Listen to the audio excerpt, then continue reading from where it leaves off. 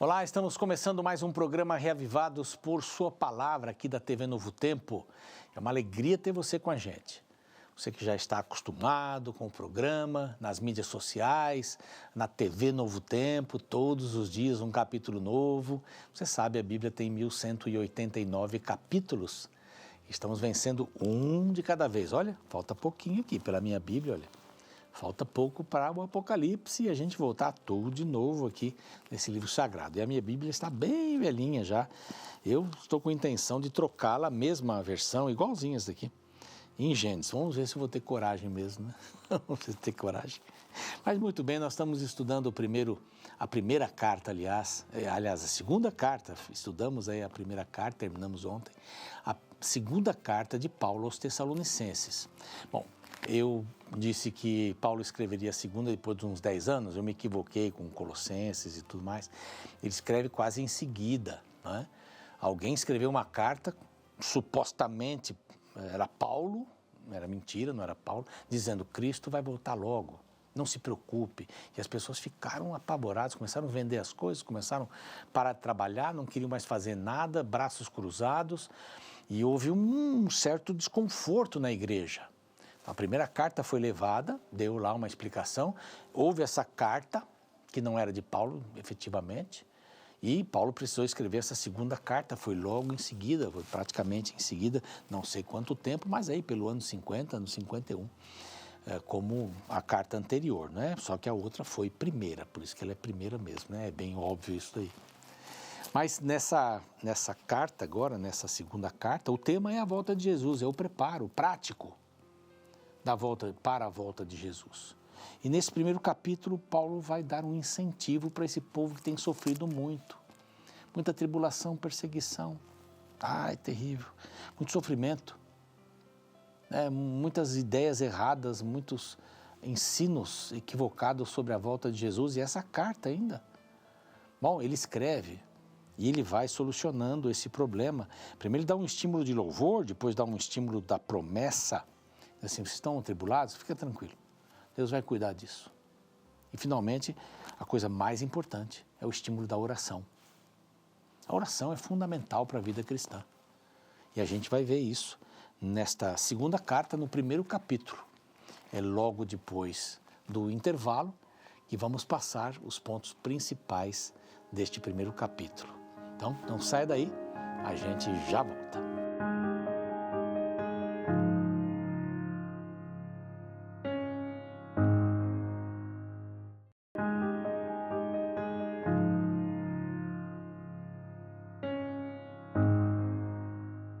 Pois é, estamos de volta com o programa Reavivados por Sua Palavra aqui da TV Novo Tempo. Todos os dias a gente abre a programação da manhã. Estamos felizes com um capítulo da Escritura Sagrada. São 1189, a gente sempre fala isso, né? Importante você tomar decisões a respeito da Bíblia, lê-la todos os dias. Isso vai mudar a sua perspectiva das coisas que acontecem ao seu redor. Isso vai mesmo. Você terá outra visão das coisas, do mundo, porque a Bíblia responde de onde eu vim, o que eu estou fazendo aqui e para onde eu vou, para onde iremos nós. Bom falar aqui sobre o nosso YouTube, estamos chegando a 600 mil pessoas inscritas, estamos aí próximos, e eu gostaria de convidar você que ainda não se inscreveu para ir lá no canal Reavivados por Sua Palavra NT e se inscrever, clicar no sininho para ter as novidades, aí saber das novidades, dar o seu like, compartilhar tanto o canal como o capítulo do dia. Você pode fazer isso e ajudar muitas pessoas. Temos aí uma corrente grande de pessoas que passam o programa para interessados, para aqueles que gostam de ouvir a respeito da palavra de Deus. É a palavra.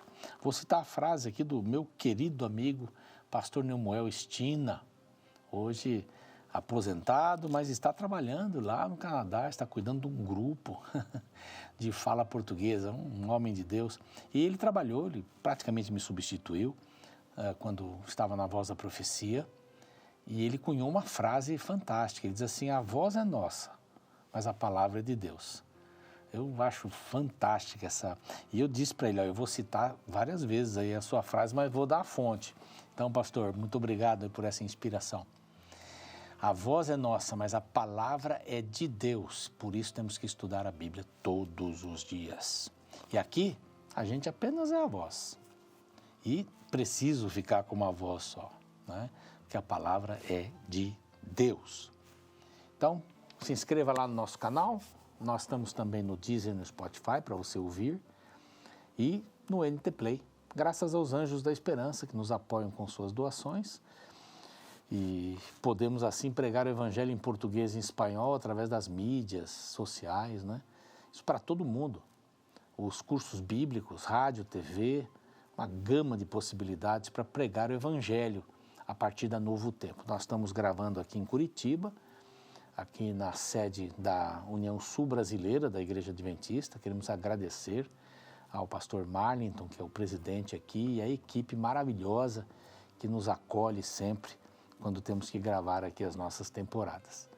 É um estúdio bem gostoso, bem bonito, e nós estamos com a sede lá em Jacareí, não é? Ali temos um grupo grande de pessoas. Quer se tornar um anjo da esperança e apoiar a pregação do Evangelho? Tá? Sim, simples. Manda uma mensagem para este WhatsApp que aparece aqui, tá bom? Beleza? Se você quer compartilhar a sua história de estudo da Bíblia, como é que você faz, a relevância do programa Reavivados na sua vida, mande uma mensagem para a gente lá no Instagram, nt.prronaldo. Quero ler a sua história, nt.prronaldo. Está esperando por você ali, ok? Bom, já falei alguma coisa sobre essa segunda carta aos Tessalonicenses. Eu cometi um grave erro aqui, não sei se foi no último capítulo ou no capítulo 4 da carta anterior, da primeira carta. Mencionei que depois de uns 10 anos Paulo escreve essa carta. Não, foi logo em seguida. Foi logo em seguida. Eu me confundi com outras cartas. Muitas cartas me confundem aqui, né? Cartas como Colossenses e outras que foram escritas depois. Mas, na realidade, essa foi escrita pouco tempo depois, porque o assunto da volta de Jesus não estava bem resolvido. Sabe o que aconteceu? Eles receberam a primeira carta, Timóteo foi levá-la, eles leram aquela carta, algumas dúvidas, algumas certezas, algumas incertezas, mas receberam em seguida uma outra carta. Uma carta que não era de Paulo, dizendo que Jesus estava pronto para voltar. Ele ia voltar na iminência ali. Ele ia voltar em poucos dias. Depois nós vamos ver mais detalhes aqui. Mas por causa dessa carta, eles ficaram desesperados e alguns pararam de trabalhar. Alguns não queriam mais fazer nada. Mas Jesus vai voltar, vão parar de trabalhar. Sabe que a mesma coisa aconteceu em 1843, 1844, quando Guilherme Miller fez os cálculos e disse, Jesus vai voltar aqui. Ele errou ali uma profecia. E errou por um ano a profecia, 1843. Vários venderam as coisas, aí Jesus não voltou, ele disse, não, nós erramos. E marcaram outra data, 22 de outubro de 1844. Pessoas venderam uma porção de coisa, é um movimento que pregava o advento de Cristo, não era a igreja do 27º dia. Aí, deixar bem claro isso, né? Guilherme Miller nunca foi adventista do 7º dia. Mas então, o movimento, agora com outros pregadores também, não, é 1854, e venderam coisas, subiram lá em cima nas sacadas da casa, nos telhados, só para esperar Jesus voltar, e ele não voltou. Alguns até se suicidaram, imagine só. Mais ou menos foi o que aconteceu aqui com os Tessalonicenses. Eles ficaram desesperados, porque ali tinha data, né? Essa última que eu mencionei tinha data, e tantas outras datas que foram marcadas aí por outros grupos religiosos, né? Trouxeram esse clima de ansiedade nas pessoas. E Paulo diz, não se preocupe com isso, se preocupe em viver sua vida. E vem como ladrão.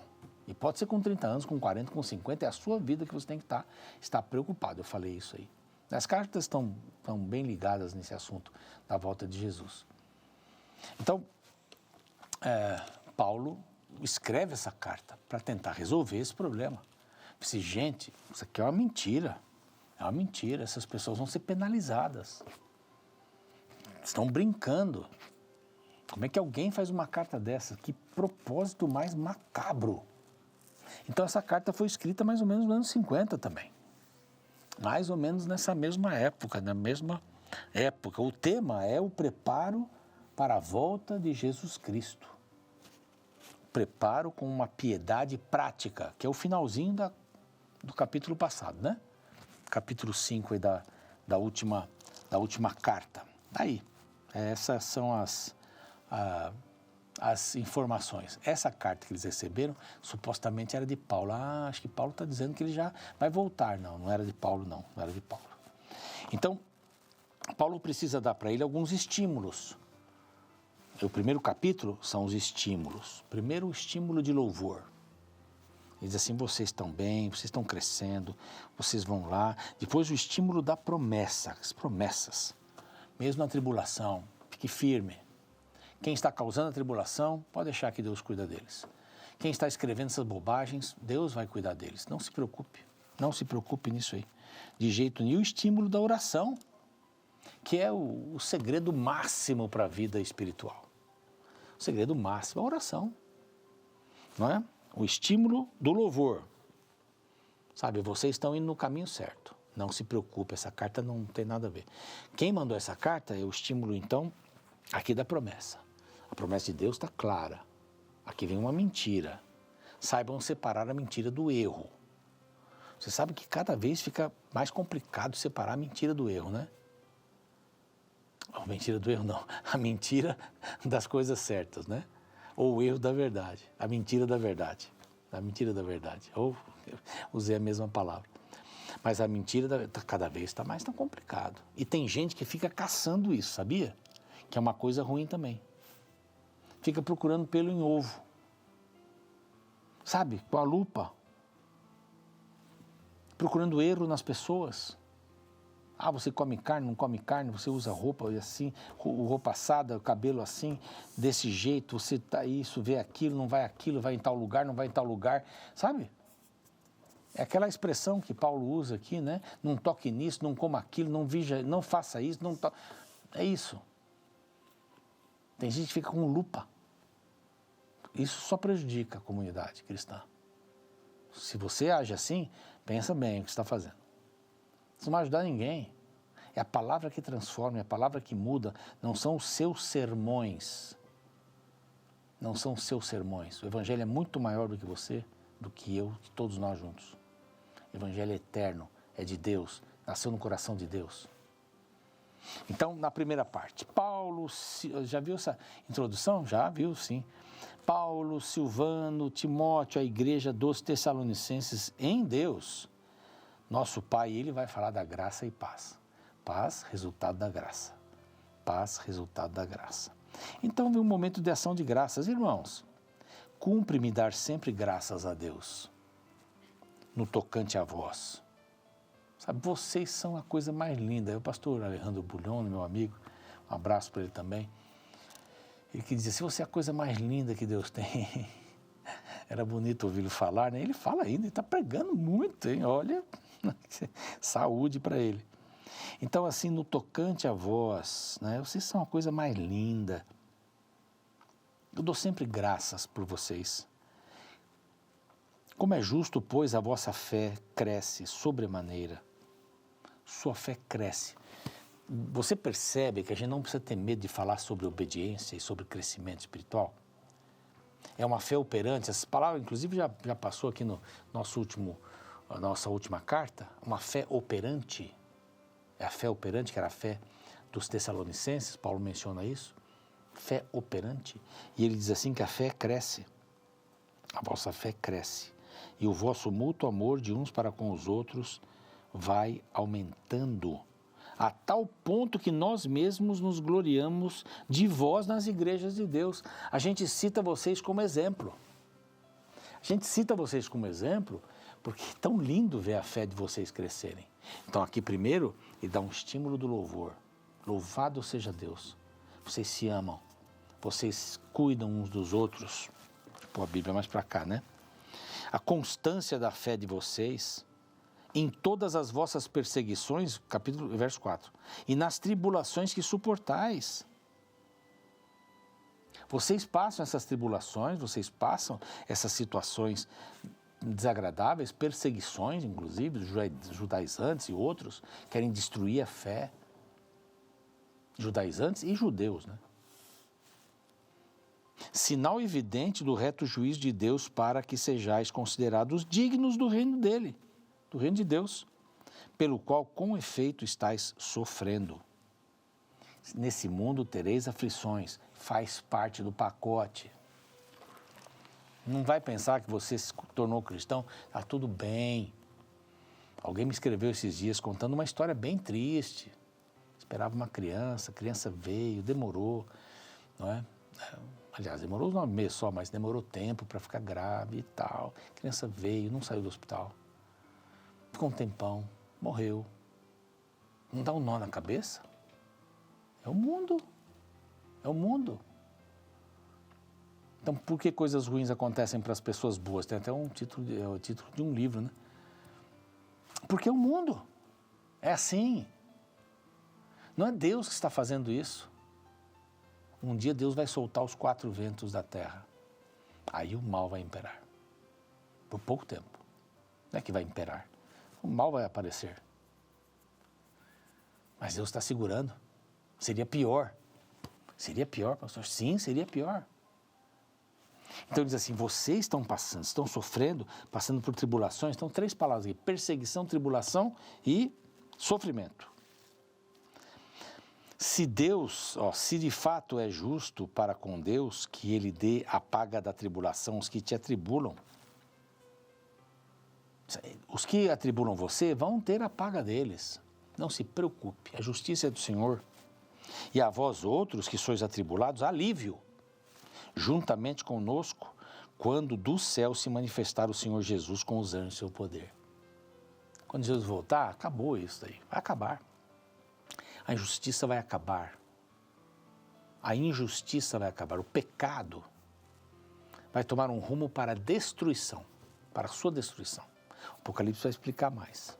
Jesus vem, os mortos em Cristo ressuscitam, os vivos sobem juntamente com eles, vivos que entregaram-se a Jesus, e os outros depois. Aí tem um período no céu, aí vai. Depois disso o pecado vai ser extirpado.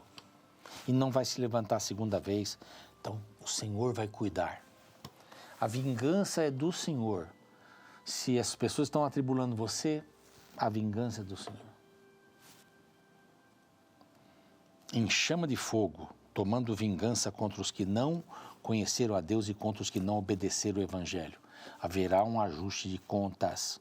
Penalidade eterna, diz aqui o verso 9, penalidade eterna. Aqui é um quiasmo, é um tipo de rima, de ideias. Eu não vou entrar aqui, porque senão a gente não vai chegar no final aqui a tempo, tá bom? E por último, o estímulo da oração. É o estímulo da promessa, calma, eu vou estar com vocês. Eu estou com vocês na tribulação. Vou resolver essa questão quando Jesus voltar. Depois não terá mais isso. Mas enquanto isso eu estou com vocês, fiquem firmes. Como vocês estão firmes. E o estímulo da oração, não vamos fazer nada sem oração. Por isso também não cessamos de orar por vós, para que o nosso Deus vos torne dignos da vocação e cumpra com poder todo o propósito da bondade ou de bondade, de obra e obra de fé, a fim de que o nome do nosso Senhor Jesus seja glorificado. Na vida de quem? Deles. Deles. Não é quem aguenta. Aguente firme, é o título que eu dei no finalzinho do capítulo passado aqui, do último capítulo da primeira carta. Mas assim, eu estou com você, fique tranquilo. Nós vamos resolver essas questões. Elas serão resolvidas no tempo. A justiça é minha.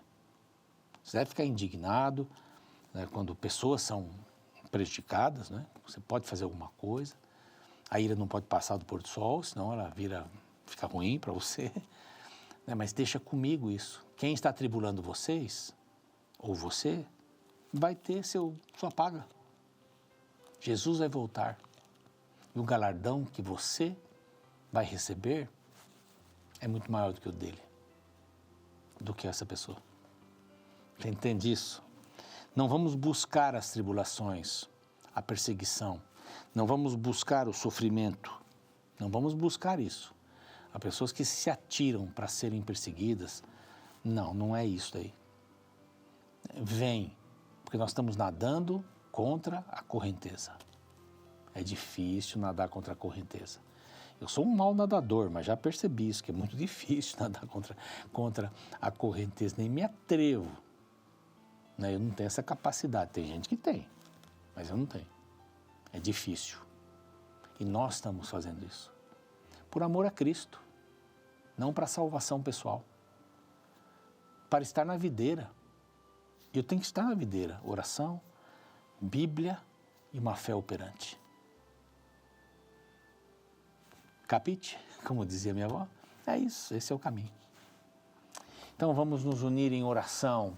É tão importante orarmos uns pelos outros e orarmos mais, para que Deus se manifeste e a sua vontade se manifeste em nossa vida. Vamos orar? Pai amado, te agradecemos pela instrução, novamente, de Paulo aqui para os Tessalonicenses, que serve para nós, que possamos estar sempre atentos. As provações virão, tribulações, perseguições, não tem jeito. Mas nós queremos estar agarrados nas tuas mãos, Pai. Queremos ser ramos na videira para produzir, mesmo balançados pelo vento da incerteza, produzir frutos que são da videira verdadeira. Em nome de Jesus, amém. O programa segue mais um pouquinho, eu fico por aqui, amanhã a gente se vê com o capítulo 2. Até lá.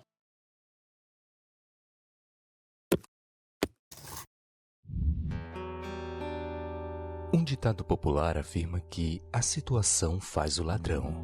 Ela parte do pressuposto que uma pessoa honesta, em um momento de precisão, se torna desonesta. O que você acha disso? Concorda com esta afirmação? Bem, discordando deste ditado, alguns argumentam que na verdade a situação não faz, apenas revela o ladrão. Estes acreditam que a situação não é desculpa para o erro. Quem é honesto quando tudo está bem, será honesto quando tudo estiver ruim. Encontramos um exemplo deste princípio na igreja cristã de Tessalônica. Na segunda carta que Paulo escreveu a eles, encontramos o relato de perseguições e tribulações que eles estavam enfrentando. No meio desta situação, eles tinham todas as razões para alimentar um espírito de ódio e de amargura. Porém, mesmo em meio às dificuldades, eles desenvolviam o amor e a fé.